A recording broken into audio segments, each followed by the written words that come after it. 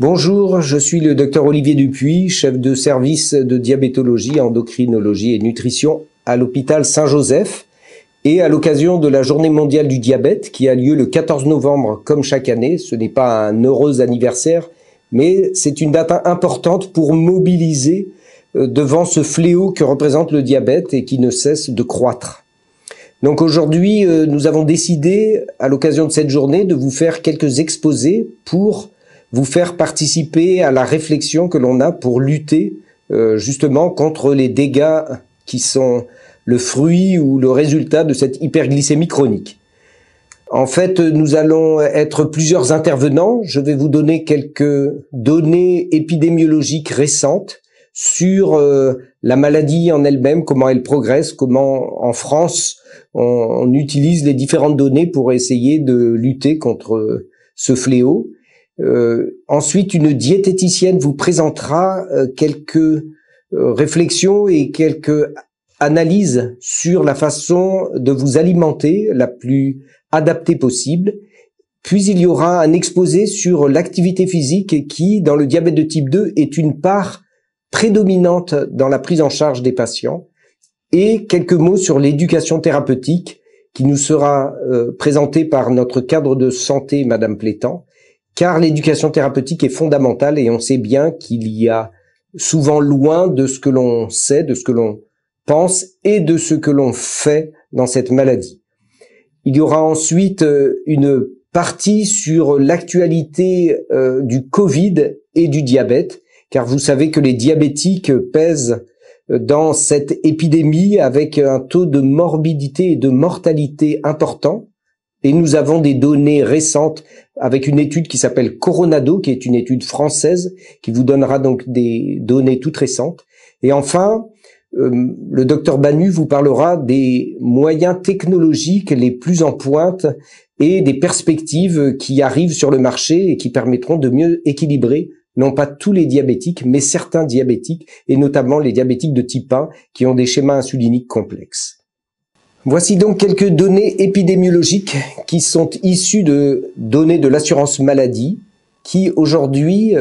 bénéficient en fait de ce qu'on appelle l'intelligence artificielle qui va permettre d'avoir de multiples sources qui vont être agglomérées par nos puissances informatiques et on a aujourd'hui donc des milliards de lignes de prestations et d'informations qui vont être combinées et qui nous permettent d'être exploités et d'avoir en fait une idée assez précise de ce que représente chacune des maladies traitées par l'assurance maladie.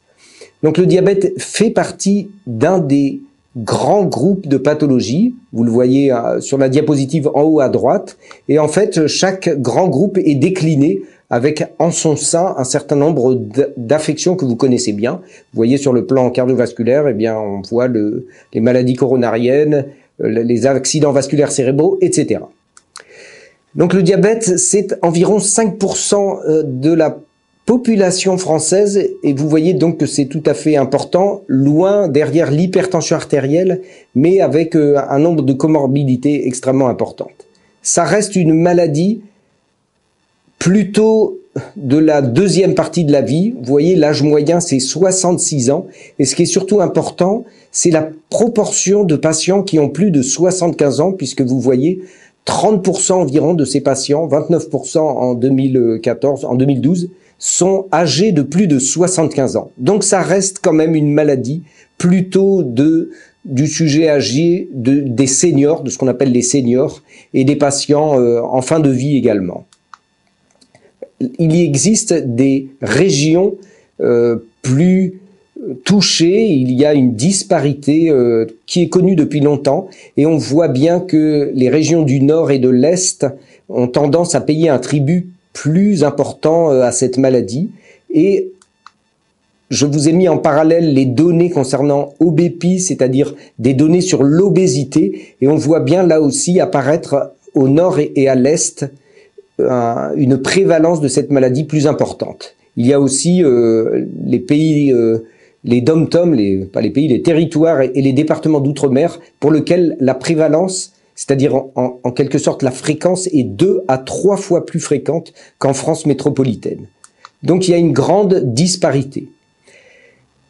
La fréquence des comorbidités est tout à fait notable en ce qui concerne les maladies cardiovasculaires, mais en fait ce que l'on découvre de manière un peu plus surprenante, c'est les maladies psychiatriques et tout ce qui s'y rapporte, que l'on voit là sous le terme traitement psychotrope, mais qui comprend la dépression, les traitements anxiolytiques, les traitements hypnotiques pour mieux dormir et toutes ces affections qui sont finalement extrêmement fréquentes, qui étaient probablement sous-estimées, mais on a une vraie correspondance avec ce que l'on observe dans nos services, avec des patients qui ont du mal à supporter cette maladie. Il y a un retentissement tout à fait important sur la difficulté et la réduction de la qualité de vie chez ces patients. Et c'est une des données qui est ressortie avec ces données informatiques. Donc la prise en charge en 2013 pour vous rapporter ce que disait le professeur Bringuier, qui était un de nos présidents de la Société francophone de diabétologie, c'est que ça reste une maladie qui est extrêmement injuste, avec beaucoup de conséquences. Et aujourd'hui, on peut dire qu'il y a au moins 5% de la population en France qui est touchée, que 20 000 patients, vous voyez, font des plaies du pied, sont hospitalisés pour cela, enfin, donc plus de 20 000 patients, avec au moins 8 000 amputations, et la fréquence est assez stable et n'a pas tendance à être réduite. 17 000 présentent un accident vasculaire cérébral chaque année, environ 12 000 infarctus par an, et il y a un taux d'insuffisance rénaux terminal, c'est-à-dire des patients qui rentrent en dialyse ou qui ont besoin d'une suppléance, qui est 9 fois supérieure à la population appariée. Donc le diabète, oui, est une maladie extrêmement invalidante et grave. Et voici aussi des données concernant un échantillon national, donc français, qui est sur une enquête réalisée environ tous les 5 ans. Donc ce sont des données qui ont été colligées en 2007 et en 2010. Et on voit aujourd'hui que le diabète de type 2 reste extrêmement écrasant en termes d'épidémiologie par rapport au diabète de type 1. Le diabète de type 1, c'est le diabète plutôt de l'enfant, de l'adolescent ou de l'adulte jeune, au moins dans son début. Donc c'est une proportion qui a tendance à réduire en proportion, car la fréquence ne réduit pas, mais cette proportion est écrasée par les diabétiques de type 2, donc dont le nombre est toujours croissant, en lien d'une part avec l'allongement de la durée de vie et d'autre part avec l'augmentation de l'obésité. Et vous voyez que donc en France, il y a près de 16% de patients qui sont des diabétiques de type 2 sous insuline, ce qui représente beaucoup plus de patients que les diabétiques de type 1 qui, eux, sont tous sous insuline. Le petit rayon de soleil dans cette présentation, c'est que on voit bien qu'il y a une progression de la prise en charge par rapport aux indicateurs qui ont été définis par les caisses d'assurance maladie et donc par notre autorité de santé, et que donc il y a une progression de la prise en charge de la part des médecins généralistes notamment, et donc ça c'est une des données que l'on a pu souligner entre les époques 2007 et 2012, et on aura bientôt les données qui sont issus donc de Entraide du plus récent. Donc pour finir, quelques données complémentaires. D'abord, tout ce que je vous présente, c'est issu essentiellement des caisses d'assurance maladie, et on sait qu'un certain nombre de diabétiques ne sont pas diagnostiqués. On estime qu'environ 1 diabétique sur 5 n'est pas pris en charge, ce qui est très important. Les facteurs de risque du diabète sont bien connus, mais il est intéressant de les rappeler. L'obésité, bien entendu, car il y a une corrélation entre l'obésité, le surpoids et le diabète de type 2. Les populations migrantes et surtout les populations de bas niveau socio-économique qui pèsent un lourd tribut dans cette maladie et dans la fréquence des patients que l'on rencontre. Le diabète de type 2, donc on l'a dit, c'est plus de 92% des cas, mais la prise en charge a tendance à s'améliorer. C'est une affection qui est de mieux en mieux connue et dont les facteurs de risque associés, le tabac, l'hypertension artérielle et la dyslipidémie, sont traités de manière plus efficace qu'autrefois. Malheureusement, j'allais dire, ou malgré tout ceci, eh bien, il existe une surmortalité du patient diabétique, notamment du fait des maladies cardiovasculaires, mais comme je vous l'ai montré aussi, une altération de la qualité de vie, et donc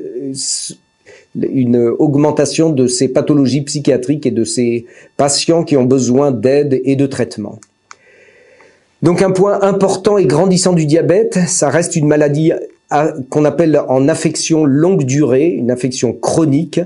des déterminants socio-économiques importants et notamment vis-à-vis des populations les plus défavorisées, des améliorations de la prise en charge, mais encore beaucoup de difficultés pour modifier les facteurs comportementaux dont on va vous préciser un peu l'impact avec l'alimentation, le rôle de l'alimentation et le rôle de l'activité physique qui restent les parents pauvres de la thérapeutique aujourd'hui dans cette affection. Je vous remercie.